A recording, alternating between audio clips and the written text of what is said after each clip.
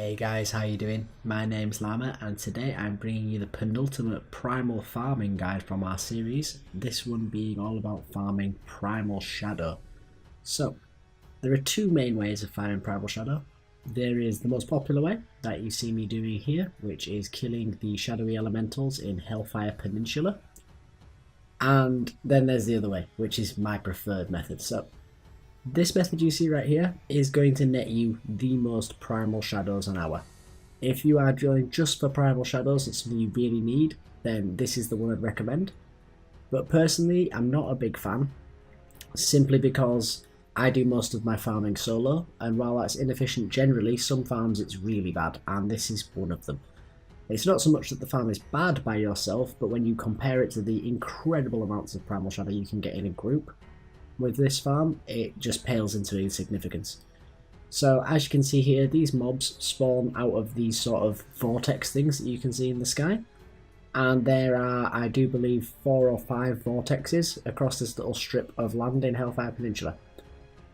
If you have multiple people, you can force the spawns to occur at just 2 of the vortexes. At which point, you can kill them instantly on the spawn, and you will be able to kill countless more mobs than you can by yourself. You can see me getting a few of the spawns here. That being said, you can't do that solo. You simply can't cover the ground required to get the mobs before they move away from the vortex. So the best method if you're by yourself and aren't fortunate enough to have other people here just killing them like you will see in the video here, is simply to fly up and down the entire strip killing the mobs that you see. And that works fine because these mobs have a high drop chance of the Motes of Shadow, and they can drop as much as 3 a time, I have seen. And you will farm quite efficiently and get a good return. However, it isn't as good as in the group, and it's not as good as the next method for gold making. This is better for Primal Shadows solely, but the next method is my favourite because of the reasons that we'll go into now. And this is it guys, method number 2 is running mana tombs. So I know a lot of people will do this for gold making, but you may not realise it's actually really good as a Primal Shadow farm. The shadowy mobs that you see throughout here, these I think they're called Nexus Terrors, do drop quite a large amount of Motes of Shadow. There are also quite a number of them.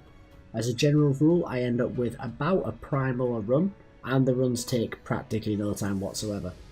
For the sake of the footage that I've managed to get you today, I am doing this on my Druid, which is much less efficient, and I'm not as prolific with doing the farming with it as I am with my Monk.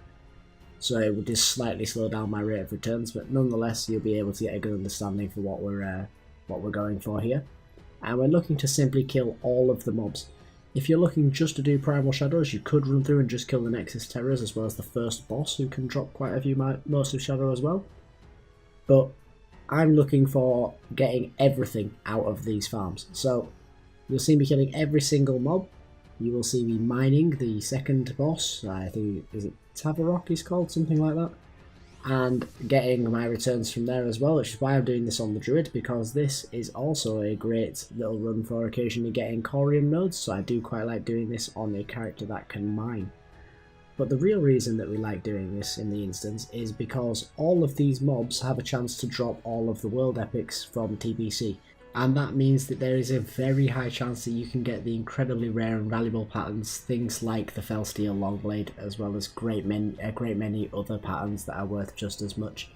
And also with this Primal farming series, I have suggested that you use the Primals for crafting transmogs. And I always specify that you would need to get some of the rare recipes in order to be able to do that. This farm will get you those rare recipes as well as the Primals, providing the certain luck element or that you are willing to run them sufficiently. So that's it for this video guys. I hope you enjoyed, and if you did, please do like, comment and subscribe. It does mean a great deal to me. I do read all of the comments. And if you have a particular farm that you're interested in me showing you how to do, or just any help that you require with gold making, please do leave it down below and I'll do my utmost to either reply to you or to get you a video that answers the questions that you may be having. But for now guys, thanks for watching, see ya!